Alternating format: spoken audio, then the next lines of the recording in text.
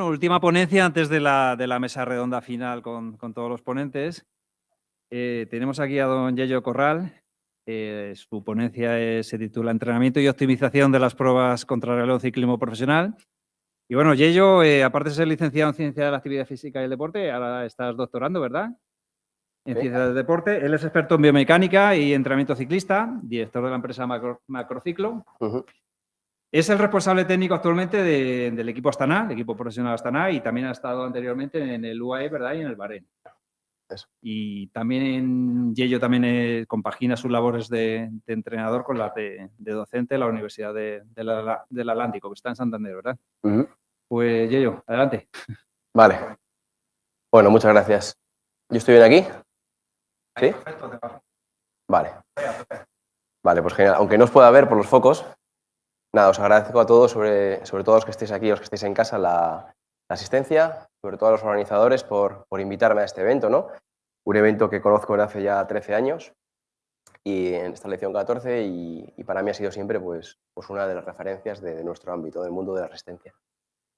Sin más, cuando me proponen los compañeros que venga aquí a hablaros un poco de lo que hago, pues me pasa por la cabeza muchas cosas y me cuesta ordenarlas bastante, ¿no? Porque al final hago tantas cosas que quería centrarme solo en una. Y bueno, actualmente lo que más estoy desarrollando es el trabajo del rendimiento en crono con el equipo, a nivel profesional con el equipo. Y bueno, he considerado que sería interesante, sobre todo igual para vosotros, contaros qué hacemos desde dentro, ¿no? Que a veces se ven cosas que no son por los medios populistas y hay muchas cosas que no se ven que realmente son muy interesantes, ¿vale?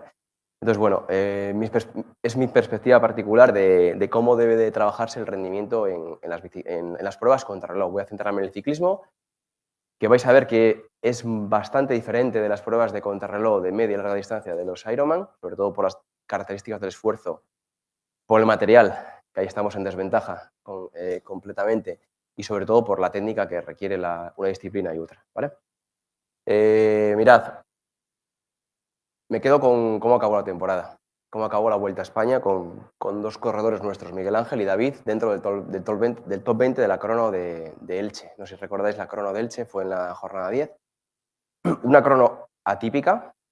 Y echamos mano atrás, o yo he hecho mano atrás de mi archivo de mis últimos 5 años metido en el Google Tour y estudio las variables condicionales y técnico-tácticas de las cronos. Esta es una crono atípica, una crono recta, muy característica, muy similar a lo que pueden ser los deportes de la cronos del triatlón de media y larga distancia. Una crono recta, una crono donde está destinada a sujetos que son capaces de generar un volumen de vatios bastante alto, el vatio absoluto prima sobre el vatio relativo, porque era prácticamente llana, incluso con un poquito de descenso.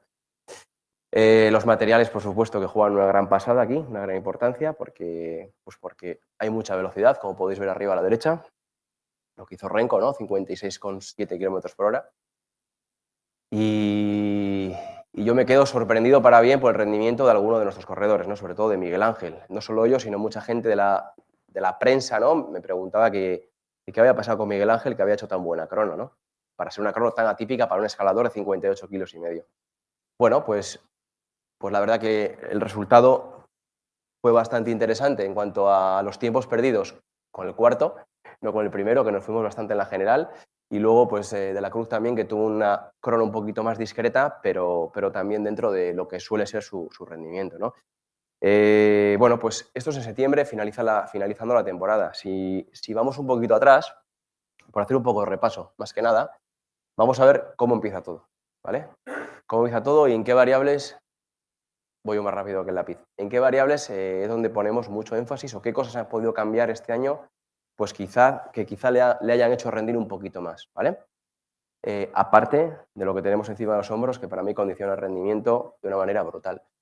Antes de nada, decir que desde mi punto de vista, en los aspectos condicionales, en una crono es un 90% el rendimiento, ¿vale? Luego hay otro 10% en el cual meto los aspectos biomecánicos, los aspectos materiales y los aspectos psicológicos, de motivación del corredor. En el Training Camp de diciembre decidimos hacer un cambio de bielas, ¿vale? Trabajaba con bielas 170, ponemos unas bielas 165 que son un poquito más cortas. No porque sea una biela corta para él, sino porque es la biela que tenía que llevar por los valores que arrejaba en cuanto a la cinemática y a la cinética del pedaleo, ¿vale? Analizados pues, con máquinas específicas. Lógicamente, ese cambio de biela supone un cambio del patrón motor a nivel coordinativo y requiere un tiempo de adaptación, ¿vale?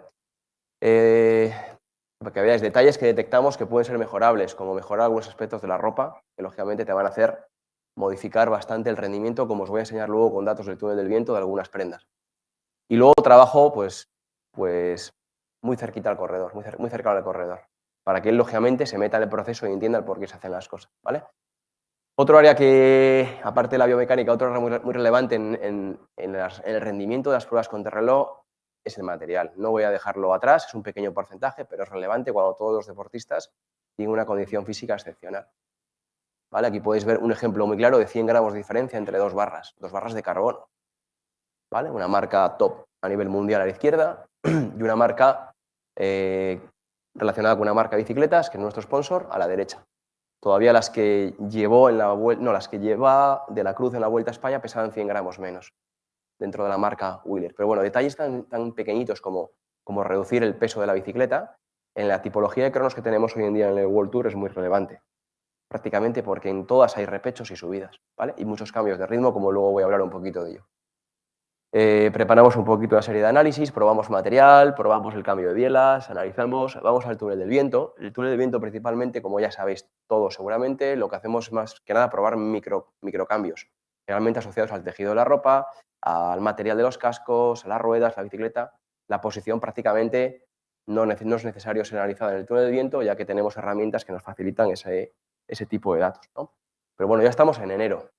Ya han pasado 2 meses de trabajo con ese corredor y con el material del equipo empezamos a ver cosas que se pueden mejorar, ¿vale? En febrero seguimos trabajando con pequeños detalles, como veis hay una jornada solamente exclusiva para un corredor, en el velódromo de Horta en Barcelona, un velódromo outdoor, donde fueron las Olimpiadas en el año 92, un velódromo excepcional, que con las variables que tiene el entorno outdoor, en el cual hay viento, lógicamente, pues eligiendo las condiciones más adecuadas puede ser un buen lugar de análisis, con la herramienta adecuada, ¿vale? Bueno, deportista satisfecho, deportista por lo menos tranquilo, porque ha probado todas las cosas, ha visto que le va bien, que no le va bien, ahora solo queda trabajar. Estamos en febrero, el Giro de Italia era en mayo, que era la primera gran cita, y la segunda gran cita, la Vuelta a España en agosto o septiembre. Solo queda trabajar. Bueno, y eso ya es labor nuestra, ¿no? Del entrenador, del preparador o la persona que esté detrás de ese deportista, ¿vale? Entonces, si os des cuenta un poquito el recorrido que tiene todo el rendimiento para quedar noveno en la crono más rápida del año, que es la Vuelta a España, pues, lógicamente muchos detalles que tenemos que ir puliendo y machacando, ¿vale? Voy a hablar de tres aspectos que para mí son muy relevantes en el rendimiento de las pruebas contrarreloj. Aspectos biomecánicos, aspectos relacionados con el material, como ya os he ido comentando, y luego aspectos más relacionados con la propia preparación física, que quizá es lo más común dentro de nuestro área, ¿no? Lo más objetivo en función de la tipología de la crono que tenéis, ¿vale?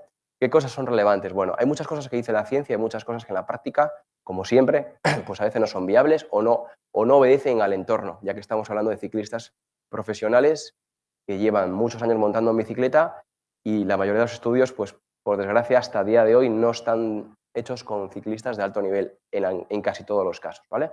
Cada vez la ciencia y los datos de los deportistas de alto nivel está llegando más a nosotros y podemos comparar. Pero bueno, la ciencia dice que el ángulo del tronco es determinante o condiciona un poquito la eficiencia bruta de la economía del ciclista, ¿vale? Se asocia un ángulo de tronco muy cerrado a un aumento del consumo de oxígeno hasta cierto valor. Bueno, luego hay que hablar con el deportista, explicárselo y decirle que ir abajo no es ir más rápido, sino que hay que buscar un equilibrio entre el coste y la velocidad, ¿vale? Simplemente es para hacer un poco de repaso de lo que la ciencia está aportándonos ahora en cuanto a variables biomecánicas del rendimiento del ciclista, ¿vale?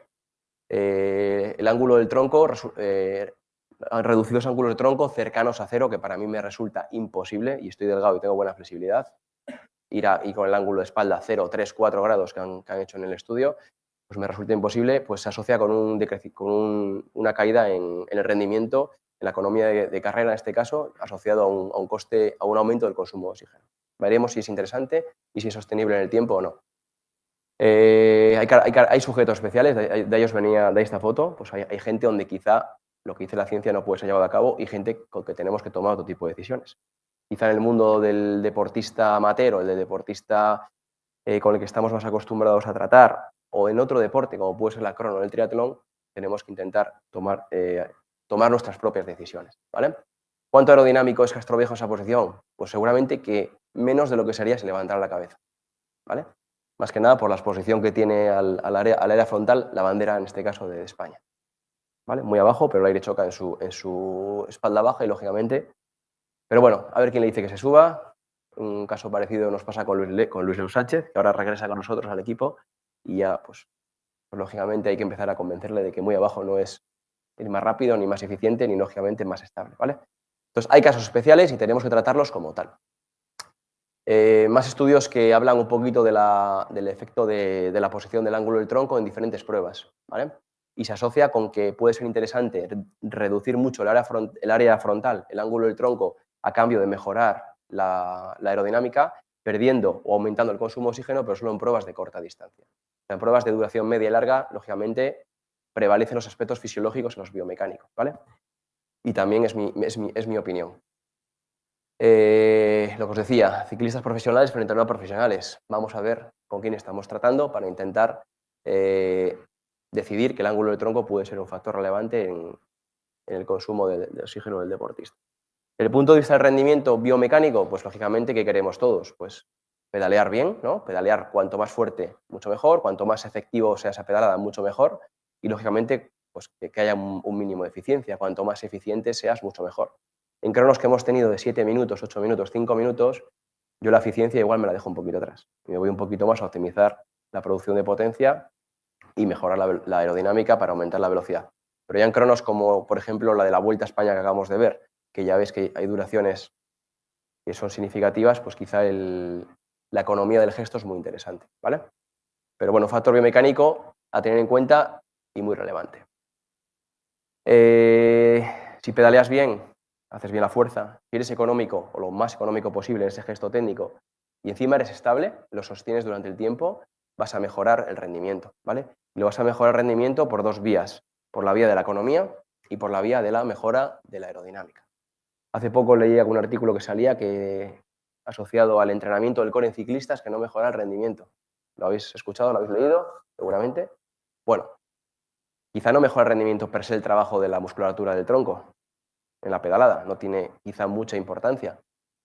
Pero ¿quién me dice a mí que ese trabajo de esa musculatura estabilizadora no me ahorra energía derivada a mejorar la posición estable de mi ciclista? ¿Vale? Entonces, testimonios directos de los ciclistas y cuando trabajan bien la fuerza, y hablo de fuerza general, esta mañana habéis hablado más específicamente de la fuerza, yo no me voy a liar mucho con esto hoy, pero la respuesta de los ciclistas es cuando trabajan el core y cuando trabajan la musculatura de los estabilizadores, que se siente mucho mejor en la bici. Se mueven menos, son capaces de tener una producción de la pedalada mucho mejor. Y yo, sinceramente, lo veo en los resultados aerodinámicamente hablando, ya que los movimientos laterales desestabilizan al corredor y reducen un poquito la aerodinámica, ¿vale? Por lo tanto, corredor estable es un corredor que gasta menos energía en mantener su posición y, lógicamente, mejora la aerodinámica. Y no me refiero en 10 minutos de prueba ni en 20 minutos de prueba en ritmos intermedios, ritmos zona 3, zona 2. No, me refiero a ir a tope. Es como de verdad, como vais a ver, que compite hoy en día en el ciclismo de alto rendimiento en World Tour.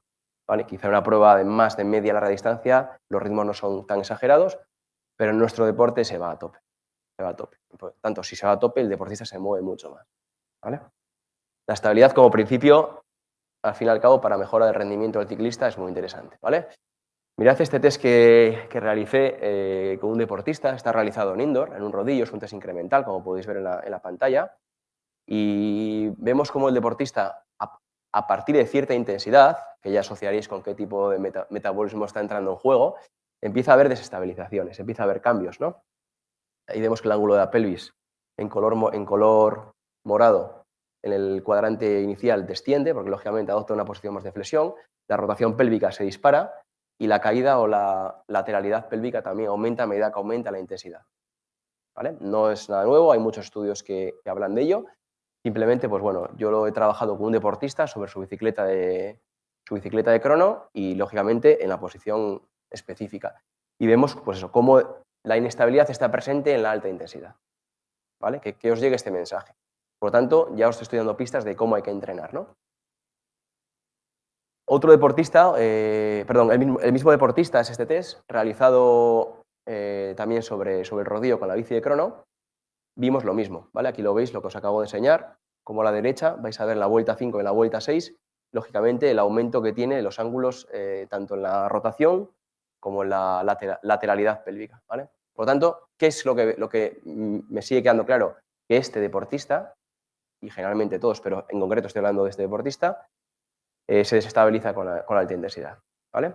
Quizá por ponerle un ángulo del tronco de flexión demasiado agresivo y no trabajar la postura, lo que se debería trabajar, pues puede conllevar a un desequilibrio que lógicamente me va a alejar del rendimiento. Por lo tanto, factor importante que detectamos a tener en cuenta. La intensidad va asociada a la velocidad. Cuanto más fuerte pedaleo, más rápido voy. Otro deportista, esto es en un estudio en el túnel del viento, pedaleando ya fuera del rodillo. En concreto, este es un chaval que hizo podio en la Vuelta a España este año. Pedaleando a 48 km por hora y a 52 km por hora, pues también vemos que pasan cosas. Ojo, 48 km por hora es una velocidad bastante elevada. Es en velódromo, sí. El coste es mucho menor porque se rueda muy rápido, pero fijaros la rotación pélvica y la caída pélvica, como aumentan prácticamente pues 1 grado y 2 grados. ¿Vale? O sea, que la velocidad y la intensidad, volvemos a ver que también fuera del rodillo es un indicador de inestabilidad en el ciclista.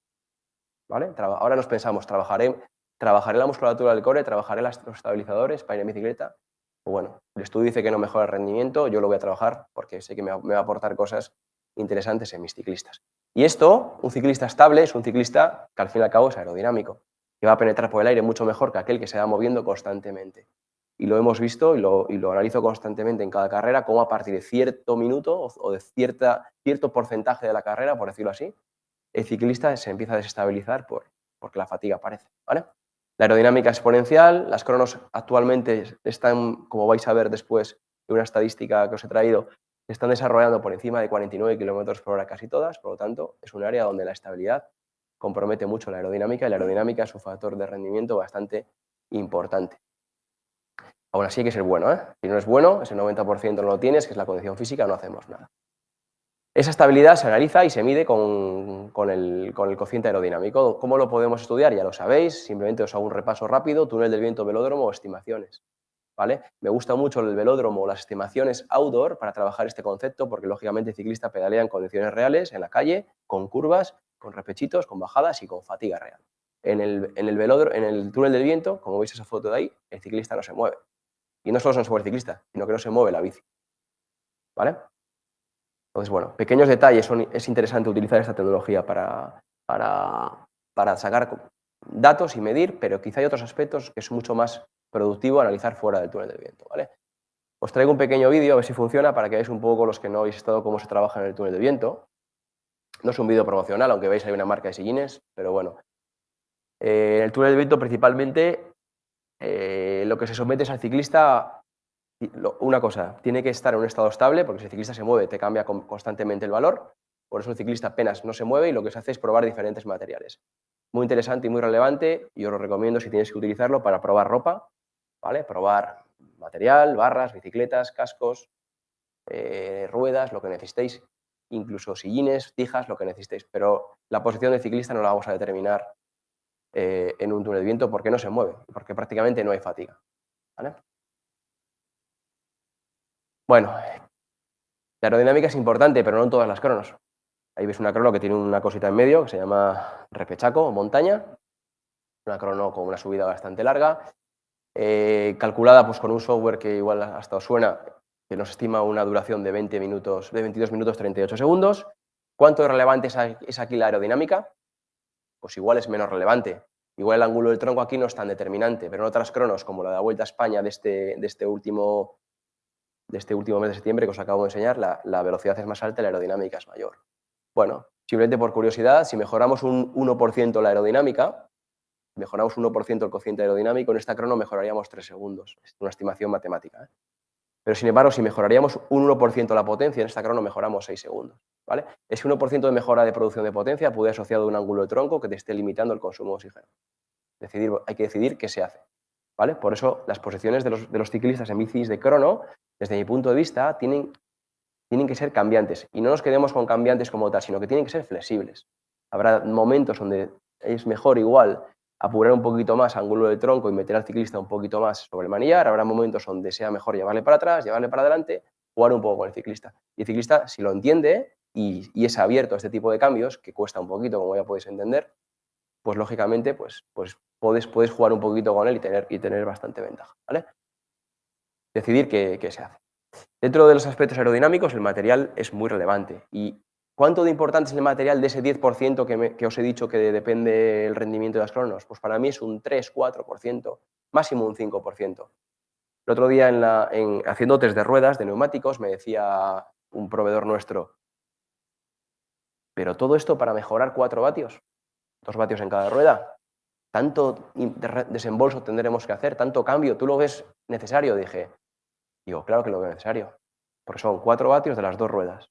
1 vatio de algún cambio que le hago en la ropa, otro vatio y al final te juntas con 20 vatios que puede hacerte ganar una prueba o no ganarla. Si tenéis esta mentalidad y esta visión, pues lógicamente pues mejora. ¿Cuánto mejora la aleta del tiburón que tanto ruido hizo en el Marca después del Giro? Pues por sí sola, muy poco, sinceramente. ¿Mejora? Vale, mejora, pero ¿cuánto? Entonces, cuando estamos hablando de deportistas de alto rendimiento y quieres limar al máximo, todo tiene que ser mejorable. ¿Vale? Por cierto, esta bici que veis en la foto, con las barras nuevas son 100 gramos menos, hubiera mejorado el rendimiento, más que la aleta del tiburón. ¿Vale? O sea, que quedémonos con lo importante y con los sensacionalismos, analizarlos siempre con doble ojo. ¿Vale? Sigo un poco hablando de aspectos biomecánicos ya relacionados con el material, como podéis ver, y os pongo un poquito un ejemplo de un ciclista, que también conocéis todos, al cual hicimos un cambio en la radio. ¿Vale? La radio es un elemento importante, sobre todo para guiar al ciclista, motivarle, gestionarle en ciertos momentos de la carrera que tiene que intentar apurar al máximo la velocidad, incluso a veces no mirar. No mirar mejora la velocidad respecto a mirar, generalmente, lo que pasa que tiene su riesgo. Por cambiar la radio de posición de la espalda, como veis en la foto de la izquierda, al pecho, como veis en la foto de la derecha, mejora 4 vatios a 48 por hora, como veis en el primer cuadrante que os he marcado ahí, y mejora otros 6 vatios a 52 por hora. ¿Vale? ¿Es mucho? Es la hostia, muchísimo. Pero bueno, lógicamente, luego esto es un túnel de viento. Luego la realidad no es tanto, porque el deportista se mueve con radio y se mueve sin radio. ¿Vale? Pero bueno, la verdad que eso fue una mejora bastante interesante. Si os fijáis a partir de ahora, cada vez que veis una crono de este ciclista, fijaros que la radio no la lleva ya en la espalda, aunque ya no trabaje con él, ¿vale? Ahí lo vemos en Tirreno y eso es en el Tour de Francia cuando ganó la etapa. Hablando un poquito más de pequeñas ganancias marginales, la ropa que os decía antes, muy importante, muy relevante en el rendimiento del ciclista. Hay equipos que invierten mucho dinero y mucha tecnología en desarrollar ropa rápida y es muy interesante. Ahora vais a ver datos ahí, cómo se puede llegar a mejorar bastante. Lo malo es que cojas el maillot de líder y te pongan en la organización la ropa de ellos. Entonces ya va al traste pues, los 10.000 euros que hayas invertido en tecnología. Es una de las cosas que, desde mi punto de vista, debería cambiar. ¿Vale? De momento, para mí, me favorece frente a otros equipos, pero bueno, para que veáis un ejemplo, por ejemplo, entre tallas de cascos. Talla L, el número 14, y talla M, el número 15. ¿Vale? Ahí veis los vatios, primer valor a 48 por hora, segundo valor a 52, frente a lo que veis abajo. ¿Vale? Volvemos a lo mismo. El casco talla L es mejor a bajas velocidades, unos 10 vatios, y a altas velocidades, unos 5 vatios. ¿Vale? Entonces, un ciclista que lleva un casco talla M en su bici de carretera, porque es el que le queda bien, con el que está cómodo, le dices que en crono se pone una talla L y te dice, ¿pero tú estás loco? Bueno, pues hay aspectos donde verdad mejor rendimiento. ¿Vale? Por la anchura del casco y el área frontal, lo que le modifica.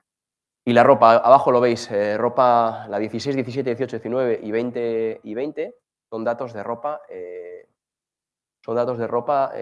pues como veis las marcas, ¿no? no las voy a decir en alto, pero lo podéis leer si tenéis buen ojo.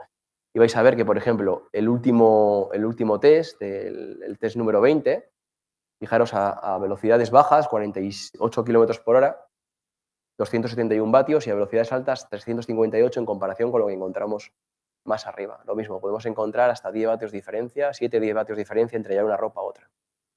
Ahora, ¿qué le digo yo a aquel señor que me decía, pero me estás volviendo loco para mejorar 2 vatios? Pues bueno, si saco 2 vatios de aquí, 2 vatios de aquí, 7 de aquí, 4 de aquí, al final, lógicamente, estamos hablando de que es ganar en una crono de 40 kilómetros más de medio minuto. ¿Vale? Las ruedas. Paso rápido porque tampoco voy a volveros locos, pero las ruedas son un elemento súper indispensable, el rendimiento de las cronos. Tengo un 90% de condición física increíble, pero tengo ese 10% que no va conmigo. Pues lógicamente no voy a hacer nada a nivel de performance, ¿vale? Para que veáis un poquito simplemente, volvemos a lo mismo. Vatios relacionados con diferentes tipos de ruedas. 1, 2, 3, 4, 5, 6, 7, 8, 9, 10 tipos de ruedas. Rueda delantera y rueda trasera con el yaw angle 0. El yaw angle 0 es el ángulo del viento frontal que solamente sucede en condiciones de indoor, en pista, ¿vale? O en ausencia de viento, que como sabéis es muy, muy poco probable en la realidad. El yaw angle más representativo para nosotros, para el ciclismo de competición, es 5, porque casi todos los circuitos son cerrados, se sale y se llega al mismo punto. Quizá el yaw angle más representativo para los triatletas que tienen diferentes recorridos un poquito más lineales y menos curvilíneos, es 10. Pero bueno, entre 5 y 10 es el yaw angle más representativo en la realidad, siendo 5. Como podéis ver, 101 vatios modelo azul frente a 112 la naranja. Y en la rueda trasera 132 frente a 147, a yaw angle 5. Si sumáis los vatios que ahorráis en la rueda delantera, los que ahorráis en la rueda trasera, volvemos a hablar de lo mismo. Es una magnitud súper diferente, muy, muy, muy potente. Es un elemento que aporta mucho rendimiento. De hecho, es en lo que más se invierte hoy en día en los equipos, ¿vale? Y a yaw angle 10, que es un yaw angle donde el viento está un poquito más lateralizado, no es muy común en nuestro deporte. Lo digo porque generalmente es un circuito que se sale aquí y se llega aquí. Salvo la Vuelta a España, que salíamos en un punto A y llegamos a un punto B. La diferencia aún es mayor. Como podéis ver, 121 vatios en la rueda trasera y 169 en el último modelo. O sea, estamos hablando de casi 50 vatios de diferencia en la rueda trasera, ¿vale? Esto es medido en túnel del viento. Y son ruedas muy top, ¿vale? ¿Se puede decir marcas aquí? Bueno, pues esta es una rueda italiana, la primera, una rueda italiana muy buena, y la otra es una rueda inglesa, también muy famosa, que es independiente, ¿vale? Las gomas, los neumáticos, también los test de resistencia a la rodadura son muy relevantes hacerlos, porque al final volvemos a lo mismo. Quizás donde menos ganancia puede tener un ciclista, hablamos de, como vais a ver aquí a la izquierda, de 2 vatios entre unas ruedas y otras, pero es muy relevante, ¿vale? Aquí tenemos un ejemplo de un test realizado hace 2 semanas, donde de verdad pues tiene importancia, ¿no? Esto es una comparativa entre ruedas de túbeles y de tubular, ¿vale? Mismo modelo, misma marca, entre túbeles, tubular, a diferentes velocidades, 40, 50 y 60, y a 2 presiones, a presión baja y a presión alta. Lógicamente a presión alta va mucho mejor, y luego comparamos también con alguna otra marca, como puede ser Continental y Michelin, ¿vale? Gana Vitoria por goleada. Pero bueno, esto es simplemente un estudio en el que estábamos viendo si éramos mejor con túbeles o con tubular, ¿vale? Mejor con túbeles. 2 vatios la rueda delantera, 2 la trasera, son 4 vatios, que para mí es un dato de rendimiento muy, muy, muy importante. Tubulares con cola, con líquido sellante, o tubulares con cámara. Bueno, tubular con cola es más ligera la rueda, tubular con cámara es un poquito más pesado. Lo bueno de la cámara es que le puedes meter más presión, pero lo bueno de la cola es que con menos presión va parecido y la bicicleta se maneja mejor. Y ahora llegaré al apartado de la técnica del ciclista. Pues igual, vuelve a ser más rápido, un vatio, no llega a un vatio, casi un vatio más rápido el líquido que las gomas. Y hablo de una rueda, ¿vale? Hay que multiplicarlo siempre por 2, que son 2 ruedas. Bueno, pequeños detalles que lógicamente pues van a condicionar el rendimiento. Por eso cuando veis a un ciclista que gana, tened un 360 de todo lo que le rodea, ¿vale? Que al final es el resultado final.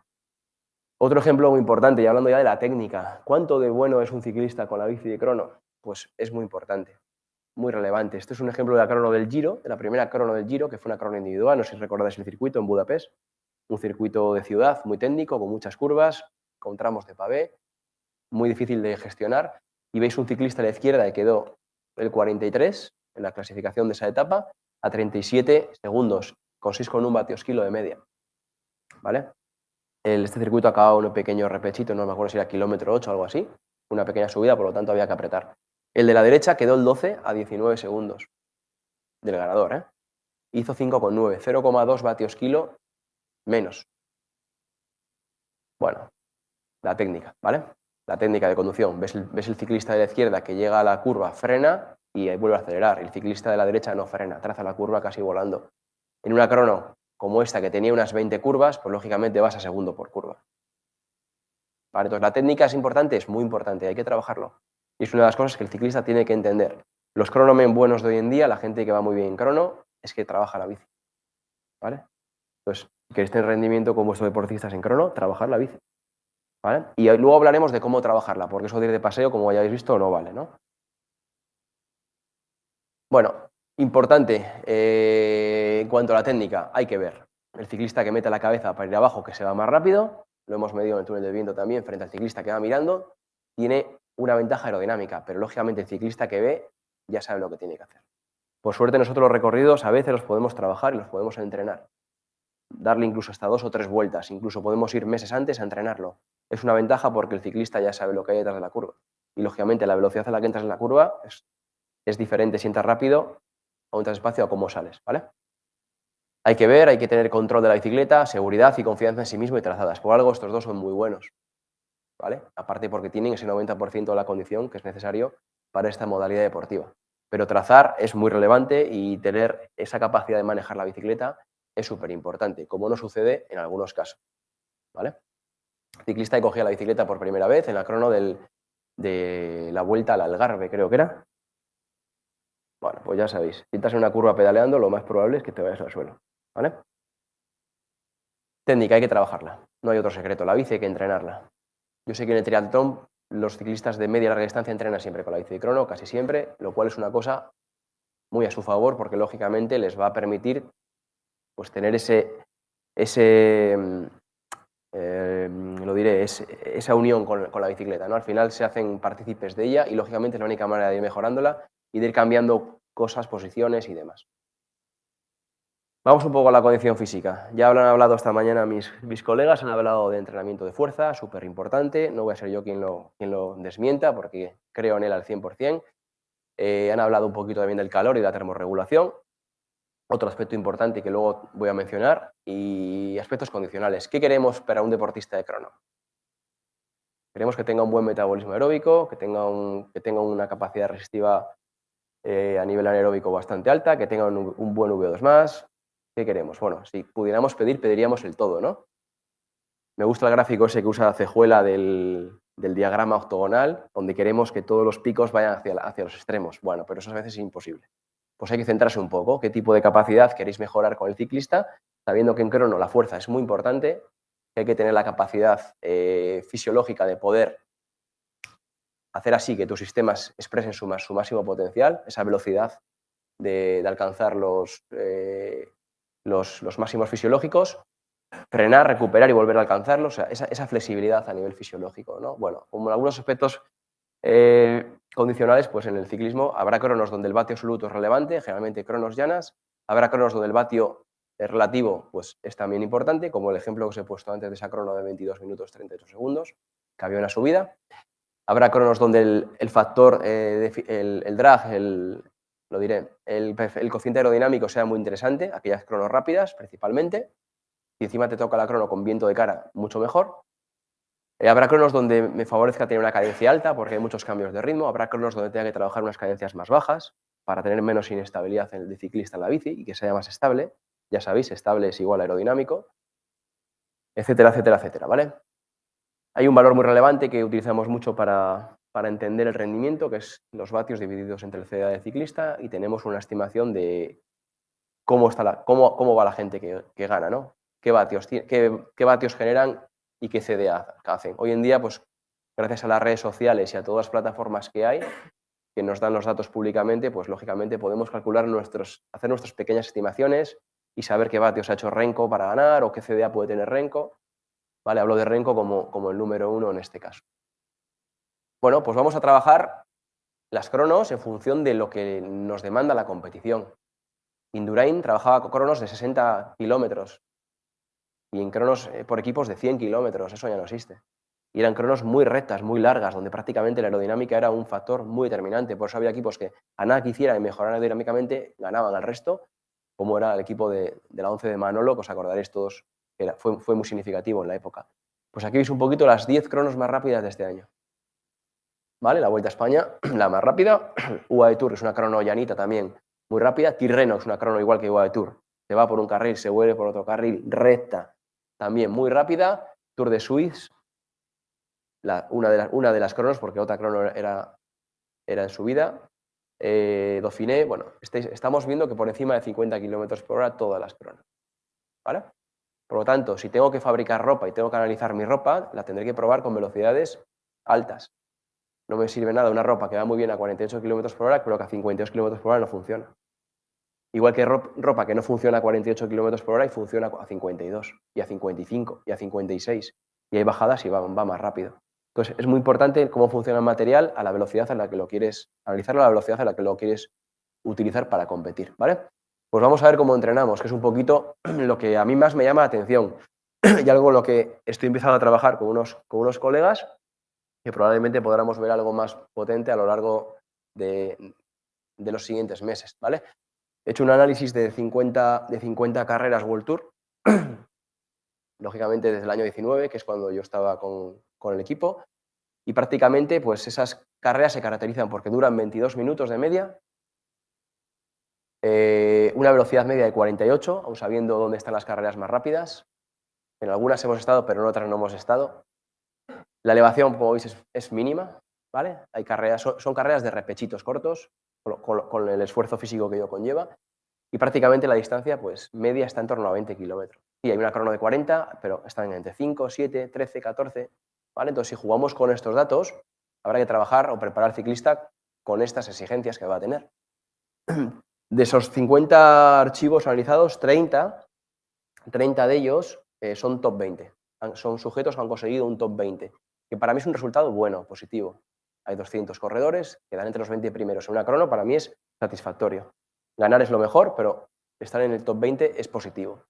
Pues en ese top 20, para que veáis un poquito, comparándolos con los otros 22 archivos que están desde el top 20 hasta el top 100, en vatios kilo estamos en 6.02, 5.97, apenas 0.05 vatios kilo de diferencia.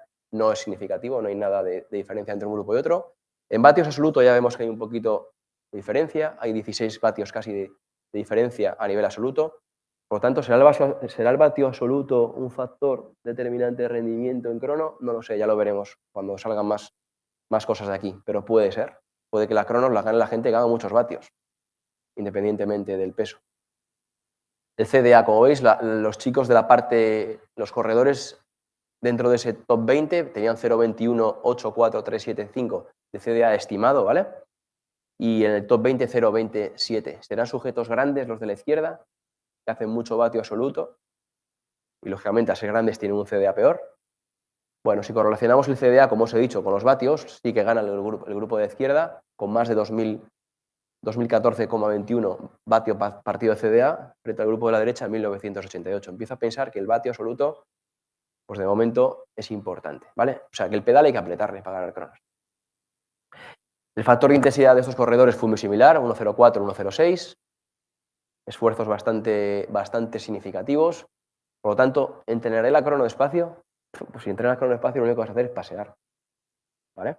Y para alguna foto puede estar bien, pero no para rendir. En las cronos, viendo estos valores, hay que entrenar y fuerte y duro. Porcentaje de la frecuencia cardíaca respecto al máximo de la prueba, de media, muy parecida. El factor de eficiencia de los dos grupos también muy parecido. Y la masa corporal también muy parecida, ¿vale? O sea, la gente buena es la que anda y la gente buena es la que mueve vatios, y la gente buena es la que está en las posiciones delanteras. Hablo de gente buena con mismo material y mismas condiciones, ¿vale? Luego habrá pues casos especiales que eso, pues nada, pues hay que estudiar un poquitín qué tenemos. Entonces, tenemos sujetos perdón, hay que entrenar y trabajar aquello que queremos potenciar. Hacer vatios absolutos, ser muy buenos técnicamente en aquellas cronos que lo requieran, trabajar sobre la intensidad de carrera, ¿vale? Este estudio analizó las 3 tipos de cronos, de corta, media y larga duración, y al final determinó que independientemente de la duración, que las cronos se hacen a tope, ¿vale? Independientemente de la duración, quitando las de muy larga distancia, que pueden ir muy relacionadas con alguna modalidad del triatlón de media y larga distancia, el resto hay que hacerlas a tope. Pues si hay que hacerlas a tope, yo no salgo a pasear en bicicrono. Salgo a hacer trabajos específicos de cierta intensidad, ¿vale? Me voy a centrar un poquito y voy a hablar un poco de las pruebas de valoración, ¿vale? De las pruebas de valoración específicas para los ciclistas de contrarreloj. En primer lugar, no me sirve de nada una prueba de valoración, un test fisiológico realizado a un deportista, a ese mismo deportista en su bici de ruta. No me sirve. Y no me sirve utilizar valores del database de su bicicleta de ruta en una montaña, porque lógicamente se va a distorsionar con la realidad de la crono. Entonces, hago énfasis en esto, en que los test de valoración, que son necesarios para saber cómo hay que trabajar y cómo está nuestro deportista, tienen que ser específicos en la bici de crono, ¿vale? Entonces, las estimaciones pues, pueden ayudarte, pueden acercarte a un entorno muy similar a unos datos muy similares a los que puedas tener en un entorno real, pero los test tienen que ser específicos. Vale, he visto corredores generalmente que utilizando su umbral de potencia funcional, y aquí hablo ya de base de datos, en ruta, en crono me da unos 2-3% menos. ¿Vale? Es muy complicado aplicar fuerza, sobre todo a aquellos objetos muy bajitos que no tienen la capacidad de generar el torque igual que lo hacen en bicicleta. Lógicamente, el terreno llano es más complejo aplicar la fuerza para ellos. 2-3% menos sí que me he encontrado. Entonces, es un error muy común que se puede cometer utilizar aquellas zonas de entrenamiento de una bici para otra, ¿vale? Entonces, mensaje, valoración específica del deportista. Este estudio habla un poquitín de la diferencia que hay entre valorar fuera y valorar en el laboratorio. No lo voy a descubrir yo ahora. Valorar fuera, generalmente, pues el desempeño del ciclista es mucho mejor, ¿vale? El que tenga la capacidad de tener un analizador de gases portátil, irse con el ciclista a la calle y valorarle ahí, pues es lo mejor que puedo hacer, ¿vale? Los test de laboratorio están bien igual para ciertos momentos de la temporada, pero puedes valorar fuera o tener datos outdoor, genial. Con los pros y contras que tiene una cosa y otra, que soy consciente de ello y, lógicamente, yo hago los dos tipos de test, ¿vale? Esta infografía de Nowell is Bad, os recomiendo seguir en Instagram, que la verdad que son, o en Twitter, en redes sociales, que la verdad que están aportando mucha ciencia muy fácil de leer y que nos puede ayudar mucho. Pues, lógicamente, esta infografía que hizo sacada del estudio de Lipsy ahora hace poco, pues volvió a relevar lo mismo, que los valores de potencia de un ciclista en outdoor no tienen nada que ver con indoor, ¿vale? No es nada nuevo, ¿no? Yo creo que ya todos, aunque sea nosotros mismos, en el confinamiento, pues trabajamos mucho indoor y ahora estamos outdoor y hemos podido ver las diferencias a nivel condicional que existen, ¿vale? Por lo tanto, la estimación está bien, se puede estimar, se pueden calcular los ritmos que tu ciclista puede hacer una prueba, el tiempo que va a desarrollarla, pero siempre tienes que tener una mano por detrás porque te puede fallar. Como os voy a comentar a continuación, os voy a enseñar algún caso de los que he tenido, ¿vale? Pero bueno, las estimaciones existen, los algoritmos matemáticos cada vez son mejores, pero no es fisiología, es matemática. En este estudio, realizado aquí por nuestros colegas españoles, analizaron el time to exhaustion, el tiempo a la fatiga en la bicicleta, en ciclistas, utilizando un modelo fisiológico y un modelo predictivo. Y, lógicamente, el modelo predictivo falló en cuanto al modelo fisiológico, ¿vale? Pues al final, fisiología y algoritmos, a veces sí, a veces no, pero hay que tener esa mano izquierda, ¿vale? Trabajo de fuerza, bueno, hacemos un cambio, hablas tú de la fuerza si quieres. Nada, simplemente, la crono hay que trabajar la fuerza, ¿vale? Sobre todo por la complejidad de la producción de fuerza que requiere la posición de la bicicleta.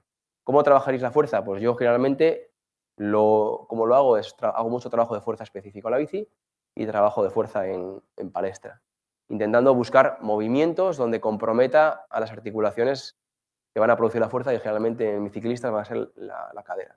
Movimientos o trabajos donde la flexión de cadera sea muy pronunciada, como van a llevar en bicicleta, y generar movimiento a partir de esa flexión de cadera tan pronunciada, ¿vale? Más que nada por aproximar a la realidad. Bueno, ejercicios hay miles, donde haya compromiso articular y donde sometamos a la cadera pues, a un amplio rango de flexión. A partir de ahí no voy a hablaros de intensidades, de cargas y demás, ya creo que es otro concepto. Pero bueno, sí que os llega el mensaje que es importante trabajar la fuerza en condiciones reales donde el ciclista va a producirla, ¿vale? Que es aquí, cerrado, ahí cerrado.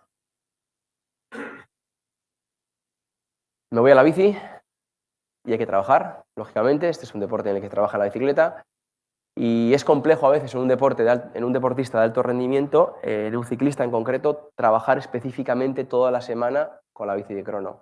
Es complejo a no ser que vaya a preparar una competición específica de crono como puede ser un mundial o un europeo o una prueba muy concreta, porque lógicamente tiene que tener rendimiento también en la otra bicicleta. Entonces buscar ese equilibrio no es fácil, no os voy a mentir, no es fácil y no es fácil tampoco a nivel psicológico.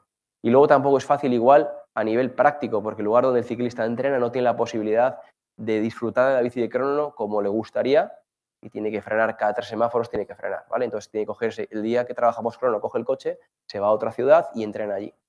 Es una bici que requiere pues, de cierto entorno y de ciertas facilidades. Lo ideal que sería pues, trabajar toda la semana con trabajos específicos a mejorar ese torque, a mejorar esa flexibilidad metabólica, a ser capaces de trabajar estímulos cortos y de alta intensidad con esos rangos de factor de intensidad que hemos dicho que se llevan las cronos, etcétera, ¿vale? No es lo que realmente sucede, pero es lo ideal. Entonces, ¿cuándo se puede hacer esto? Cuando el deportista o está preparando una prueba, como puede ser el triatleta, que lógicamente va a hacer esa bicicleta solamente, o cuando está preparando una prueba como un campeonato del mundo que se centra exclusivamente en eso, ¿vale? Es complicado que un ciclista de carretera entrene todos los días crono. ¿Sería lo ideal? Sí, pero es complicado porque lógicamente dejaría de mejorar algunos aspectos, ¿vale? ¿Qué hago yo? Y os cuento un poco mi teoría. Soy muy partidario de entrenar el estímulo en bici de crono que te vas a encontrar en la prueba que más a corto plazo tienes, ¿vale? Por ejemplo, en el UAE Tour. Es una prueba que como veis ahí, el 12 de febrero. Pues esto es un entrenamiento el 12 de febrero, la prueba esta es a final de febrero. Entonces, a corto plazo tenemos esta prueba, vamos a estudiar esa prueba. ¿Cuántas curvas tiene? 22 curvas. ¿Cuántos esfuerzos hay que hacer? 22 esfuerzos. ¿Cuántas curvas tiene? 2 curvas. ¿Cuántos esfuerzos? Cambios de ritmo hay que hacer? 2. Esfuerzos, lógicamente, de salida a meta. Pero preparar un poco la prueba a nivel físico, a nivel psíquico y a nivel neuromuscular en este caso, ¿vale? Yo es lo mismo una crono donde el deportista tiene que frenar y arrancar muchas veces que una crono donde el deportista lanza la bici, se acopla y lo único que tiene que hacer es sufrir, ¿vale? No tiene que trabajar nada. Entonces intento darle ese estímulo, que busque esas curvas, que frene y que salga arrancando, que tenga ese impacto neuromuscular. A nivel psicológico le provoco la fatiga que creo que va a llevar en la crono, del tiempo que creo que va a estar sufriéndolo. Le provoco ciertos input y luego le mando tareas específicas, ¿vale?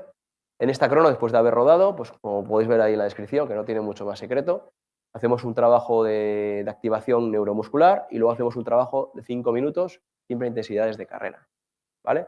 La crono vais a ver que no dura exactamente todo el tiempo de trabajo que pone ahí, ¿eh? La crono es una crono un poquito más lenta, como podéis ver ahí, ¿vale? Una crono que prácticamente tiene un circuito de ida, se gira una rotonda y se vuelve, como podéis ver ahí los 2 bloques de esfuerzo.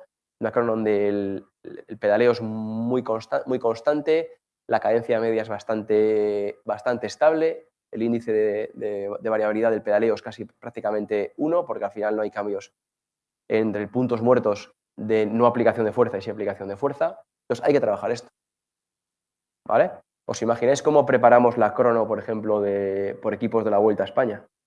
Es totalmente diferente. Una crono por equipos, 8 corredores, donde no vas a participar todo el tiempo, vas a participar solo en ciertos momentos, con muchas curvas en Holanda, con diferentes tipos de terreno, pues lógicamente buscamos ese estímulo para que cuando el ciclista llegue a la carrera, por lo menos psicológicamente y a nivel neuromuscular, sus piernas hayan vivido esa experiencia, ¿vale? Como es el ejemplo que os acabo de decir. 15 esfuerzos, el tiempo que voy a exigirte que trabajes en tu relevo, que es un esfuerzo entre 10 y 15 segundos, a esta intensidad, porque es la intensidad que vas a trabajar, con el tiempo de recuperación que vas a tener, más o menos medio, porque luego la realidad ya sabéis que a veces no es así, con el tiempo de recuperación más o menos que vas a tener entre esfuerzo y esfuerzo. Recuperación. Bueno, van a 5,5 vatios kilo, o sea que no recuperan, ¿vale? Pues aquí vemos que el esfuerzo, pues están esfuerzos de cerca de 7 vatios kilo y luego recuperaciones de 5,5 vatios kilo, ¿vale? Esto es lo que planificas entrenando, luego otra cosa es lo que sale en carrera. Porque un ciclista se despista en una curva, tienes que entrar tú a suplirle y al final en vez de 15 esfuerzos haces 25, ¿vale? Y el otro que tenía que hacer 10 esfuerzos no hace ninguno porque no puede seguir el ritmo de los demás y va en cola. Porque técnicamente igual no entra igual en las curvas y va todo el día descolgado. Pero bueno, partimos de una base que tenemos una idea de cómo hay que competir y lo preparamos con el entrenamiento, ¿vale? Aquí veis el ejemplo de la crono de Utrecht, de la Vuelta a España por equipos.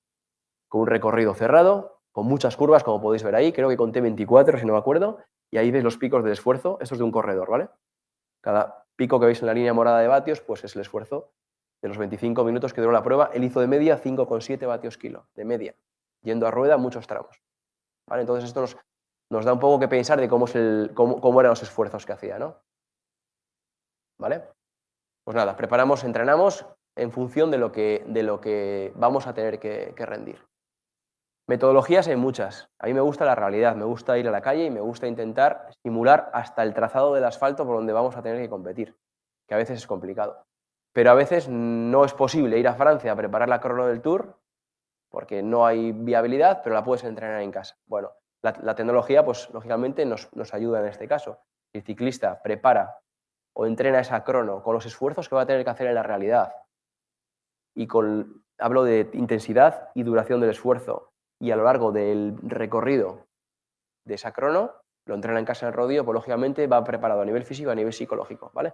Esto que veis aquí es un ejemplo de la crono que ganó Tadej en el año 2020, cuando ganó el Tour, el primer Tour, la crono mítica del último día, es esto. Esta simulación pues la preparé, lógicamente, a menos porcentaje de intensidad del que va a hacer en la realidad, porque si no, me mata y se mata, pero yo quería que él tuviera un estímulo de dónde tenía que apretar, en qué fase de la carrera iba a depender su condición, en qué fase tenía que ir más relajado, más centrado en su posición y recuperando, ¿vale? Entonces, al final, él, su conciencia ya había trabajado un poquito qué zonas tenía que trabajar, qué zonas tenía que apretar, qué zonas tenía que relajarse, y lo vivenciaba con el simulador en casa y, lógicamente, con la pantalla iba viendo un poco pues lo que acontecía, ¿vale? Todo esto es hasta aquí, hasta aquel cambio de bici, porque lógicamente cuando cambia de bici se olvida de todo. Se olvida de vatios, se olvida de todo y lo que hace es apretar. Pero bueno, ¿tenemos la posibilidad de trabajar en casa previamente al lugar de desarrollo? Pues sí, hay tecnología hoy en día.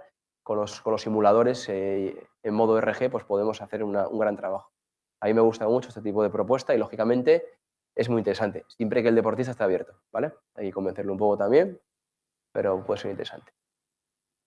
Voy terminando y os voy contando un poquito al final ya la parte más táctica quizá de las cronos, porque si de nada sirve que hayamos hecho todo bien, que hayamos entrenado bien, que tengamos un material preparado muy bien, que hayamos optimizado todos los recursos, pero no sirve nada que lleguemos a una competición y no la tengamos preparada, ¿vale? Entonces, bueno, voy a hablar un poquito aquí de la predicción, herramientas o cosas que tenemos que tener en cuenta que nos pueden ayudar a tener éxito. Porque hablamos de eso, de tener éxito en el rendimiento de las contrarreloj. Pues estudiar un poquito, por ejemplo, las condiciones atmosféricas de ese día, cómo va a estar el viento, es muy relevante. Va a ser un viento predominantemente frontal, va a ser un viento predominantemente lateral, predominantemente a favor. Eso me va a condicionar el tipo de rueda que voy a montar, me va a condicionar quizá la postura del ciclista, aunque en menor medida os he de decir que se cambia. Me va a condicionar la táctica, vamos a salir fuerte los primeros 10 minutos porque el viento es frontal, vamos a poder recuperar aquí donde el viento cambia. Entonces, bueno, intentar entender cómo es el viento que vais a tener, tanto en yaw angle, como veis abajo, como en velocidad, nos puede dar una idea de tácticamente cómo tengo que preparar esa crono, ¿vale? Si es algo más fuerte, es algo más rápido, regulo a la parte final que es más dura y tiene el viento de cara, etcétera, etcétera. Eso es un poco la predicción de viento.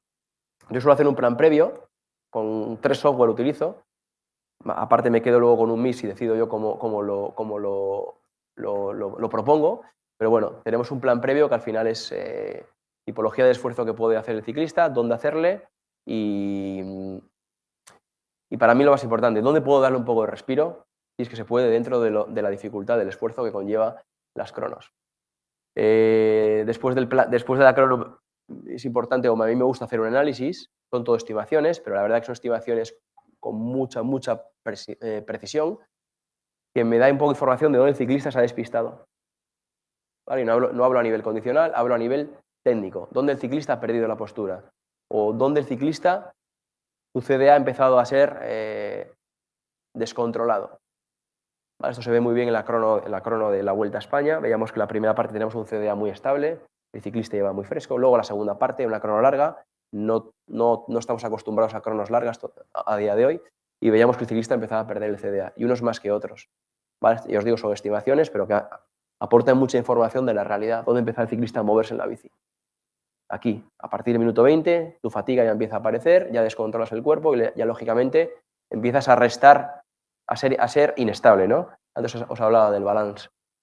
Pues bueno, para que veáis que a veces los planes salen y a veces no, pues es otra realidad que tenemos que tener en cuenta. Plan de crono y vatios estimados, 385 en el Algarve. 32 kilómetros de crono, 40 minutos de esfuerzo. Como podéis ver aquí en azul, una subidita bastante marcada con una bajada técnica que yo creo que no lo he visto peor en mi vida. Pasé hasta miedo. Pues al final la realidad es lo que es, 360 vatios, 42 minutos de los 40 que teníamos, como veis ahí, pronosticados o estimados que ibas a hacer. Pues el ciclista no tuvo el día, el ciclista perdió la estabilidad, el ciclista no se concentró, el ciclista pasó calor, mil factores que al final te condicionan el resultado, ¿vale? Pero bueno, tener un plan siempre está bien, por lo menos para saber por dónde ir. Si luego fallas, pues ya por lo menos has fallado en base a un plan. Los ciclistas no lo saben. No saben que seguir la moto, aunque no esté cerca de ti, te ayuda, ¿vale? Es algo que lo tienes que recordar. Y eso tienes que recordar tan fácilmente como coger la radio y decir, sigue la moto, sigue la moto. Aunque la moto vaya por la curva abierta y tú quieras cerrarte, sigue la moto, ¿vale? Porque una crono rápida, pues como veis ahí en un estudio que hizo Blocken hace ya 2 años, 1,6 segundos por kilómetro y la moto está a 50 metros. Es muy lejos 50 metros. Los nadadores sabéis lo que es, ¿no? Que es una piscina olímpica, ¿vale? Entonces, siempre que haya posibilidad de que la moto esté cerca, búscala, pero aunque esté lejos, búscala también, ¿vale? Entonces, esto forma parte del éxito y hoy en día es una herramienta de juego más. No va asociada a la preparación física, que es un poco lo que nos atañe aquí en este simposio, pero sí esto es un factor de rendimiento. Ahí lo dejo. Calentamiento, igual. Esta mañana habéis hablado un poquito del efecto del calor y de la gestión del calor. ¿Es importante calentar? Bueno, otra pregunta que lanzo al aire. Bueno, os he de decir que a los ciclistas les gusta calentar. Antes de una crono les gusta calentar. El ritual del calentamiento para ellos es sagrado. Yo creo que les motiva, les encanta. ¿Vale? Ese momento para ellos en el que se ponen con su música, con sus cascos y salen del autobús, de hablar con todo el mundo, con todos los corredores, se ponen solos, se aíslan, visualizan la crono, están con su preparador o con el responsable en ese momento del equipo que le ayuda. Es un ritual, ¿vale? Porque, bueno, a efectos fisiológicos sabemos que tiene muchas cosas buenas y es relevante, aunque es cierto que hay mucha gente pues, que lo ha desmitificado, ¿no? Gaviria, por ejemplo, no calienta, hace 4 movimientos de brazos. No sé si os acordáis del vídeo mítico de Fernando calentando para la crono. Pues bueno, vale, es Gaviria, no va a disputar la crono. De hecho, la crono para él es una jornada de transición entre el día siguiente que puede ser un sprint. Entonces, bueno, valoramos que tenemos que hacer ese día y, lógicamente, hay corredores pues, que les damos un poquito de libertad porque también a nivel psicológico lo necesitan. ¿Vale? Me hizo mucha gracia verle calentar ahí, pues no sé si os acordáis del vídeo, es muy bueno. Pues valoramos un poquitín eso, duración de la prueba. Una prueba más explosiva, una prueba más resistiva. El calentamiento tiene que ir un poco acorde al esfuerzo que posteriormente vamos a hacer. Individualizar un poco en función del ciclista. Como ponía el ejemplo, no va a calentar igual Gaviria que otro corredor que tenga que disputar. ¿Vale? Las condiciones ambientales. Este año hicimos un calentamiento en la Vuelta a Suiza a 40 grados. Claro, cuando dije yo a Luchenko que tenía que bajar a calentar, me dijo, ¿qué voy a calentar? Lo que quiero es quedarme en el autobús. Y yo lo entiendo. Hay equipos, por ejemplo, que tienen un camión mecánico, donde están los mecánicos trabajando, que tiene aire acondicionado dentro, que es una pasada. Y algunos preparadores pues llevan a los deportistas a hacer el calentamiento ahí adentro. Eso es lo mejor que te puede pasar. Calentar con aire acondicionado, activas los sistemas metabólicos y encima no pasas calor. Bueno, pues lógicamente el calentamiento de ese día pues, fue mucho más corto, menos intenso, con metodología de enfriamiento, chalecos. Bueno, ese día fue un caos. Nos vino bien porque nos puso a prueba para el Tour de Francia, que lógicamente también teníamos 2 cronos en condiciones ambientales un poco duras. Y luego, pues eso, estudiar el calentamiento en función de la táctica del equipo que queráis hacer, ¿vale? Diferentes estudios relacionados con el calentamiento, desde el que hizo nuestros colegas de aquí de la universidad hace ya un par de años, creo que fue, ¿no? El estudio que se hizo aquí. pues bueno, el calentamiento tiene beneficios, sobre todo en lo que al final tuvo beneficios sobre todo en pruebas de corta duración, si no es así, ¿no?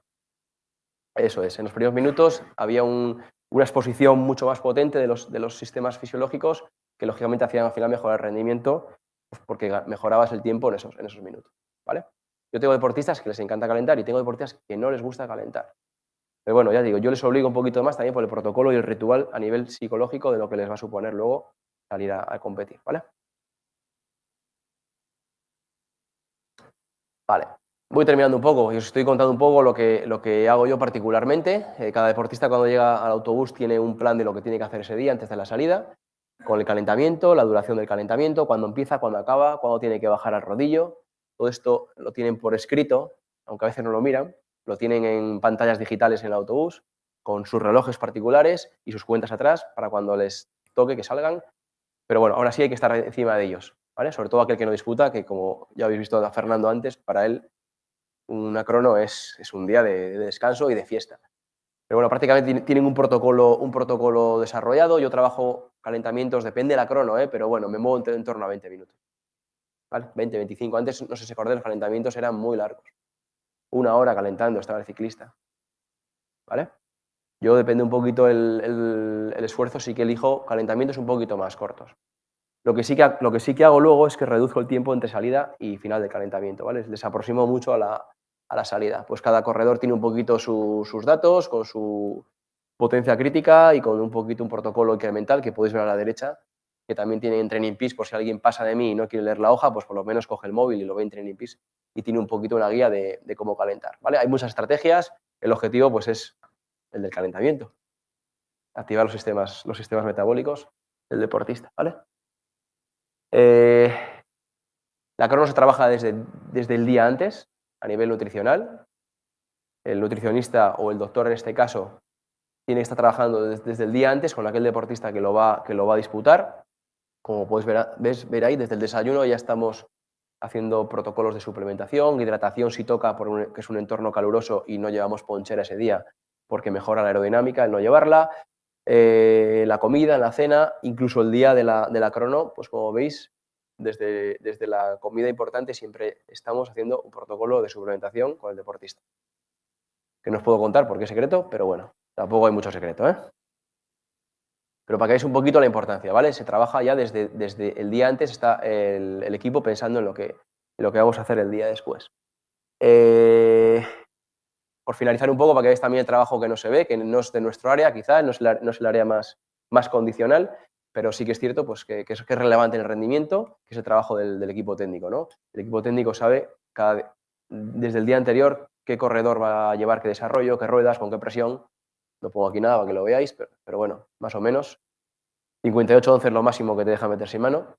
Entonces, bueno, si lleva bici de repuesto, si la bici de repuesto lleva un desarrollo, lleva otro. Entonces, esto va todo ya protocolizado desde el día anterior para que el día de la carrera esté todo automatizado, con los gustos de cada uno, con las preferencias de cada uno y con un poco las particularidades de cada corredor, ¿vale? Y por último, para finalizar esta exposición, el rendimiento depende también un poco de este factor. Lo primero, que el friki que está con el deportista, como puede ser yo, esté motivado y se lo transmitas y estés todo el día encima de él y le crees ese entusiasmo porque es muy necesario, como cualquier coach, hasta el equipo en el que estás, ¿vale? Hablo de la motivación extrínseca asociada pues, a los materiales, al preparador y al grupo, ¿no? En general, que se respire ese ambiente. ¿Quién no quisiera ser contrarrelojista con esa bici, ¿vale? Entonces, pues es una cosa que también hay que cuidar mucho y que es relevante, ¿vale? Como el uso de las nuevas tecnologías, la impresión 3D en este caso para generar manillares. A Aru le cambió la cara el día que vino esta chica a hacerle el manillar, Lidia, pues le cambió la cara, pues bueno, conseguimos que se motivara, aún así lo íbamos a hacer de todas maneras porque era mejorar en nuestro performance, pero les gustan los corredores, ¿vale? Entonces nuevas tecnologías como la termografía en este caso, la tecnología 3D, pues también puede ser elementos de motivación y lógicamente que aportan datos interesantes, ¿vale? Pues creo que yo ya tengo todo lo dicho por decir. He intentado hacer un resumen así de la A hasta la Z, tratando de transmitiros un poco lo que igual no se ve, o si se ve y no se sabe, y luego, bueno, para que saquéis un poco vuestras conclusiones. Gracias por por vuestra asistencia. Si queréis comentar alguna cosilla que os haya llamado la atención a lo largo de la charla, pues listo, ¿vale?